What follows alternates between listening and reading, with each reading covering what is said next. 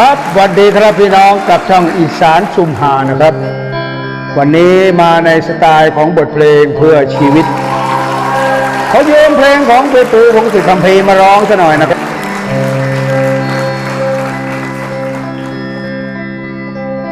หลายคนนะครับต้องทิ้งลูกทิ้งเต่าบางครั้งชีวิตของเราไม่มีทางเลือก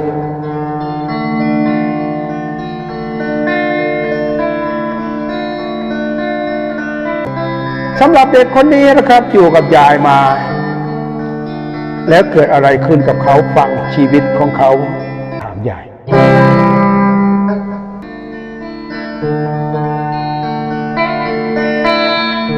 นับตั้งแต่เธอจำความได้ก็ไม่เห็นหน้าพ่อและแม่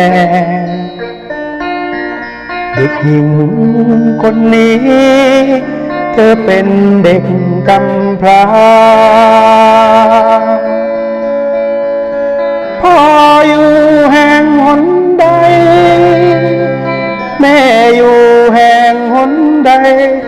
เก็บคำถามนี้ไว้ในใจตลอดมา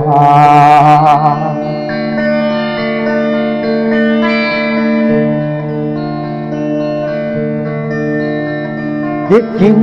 เธออยู่ไปแต่ในหัวใจเธออวนตันก็เพื่อนพ้องเขาก็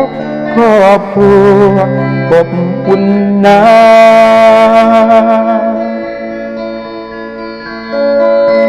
จึงเริ่มโทรถามยายพ่อแม่หนูอยู่ไหนเหตุไฉนเขาไม่สนใจ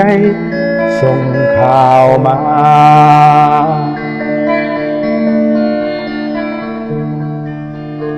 ได้ฟังคำตอบจากยายเด็กหญิงก้มหน้าร้องไห้พ่อกับแม่เขาทิ้งเจ้าไปตั้งแต่เกิดมารับเอาไว้ไม่ไหวเริ่มคบเพื่อนไม่รักอบอุ่นใจแม้เพียงชั่วคราวก็เป็นดี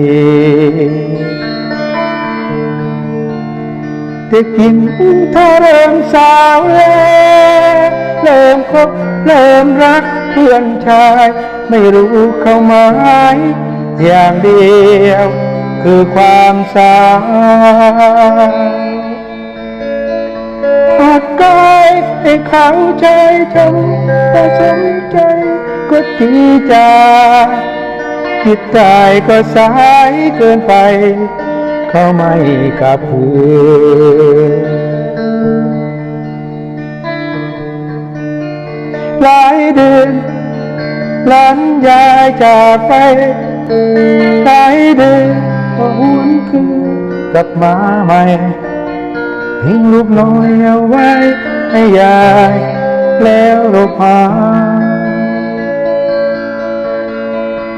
เตรียมคำตอบเอาไว้พ่อแม่เล่นอยู่ไหนคำตอบนี้เก็บไว้กับยาย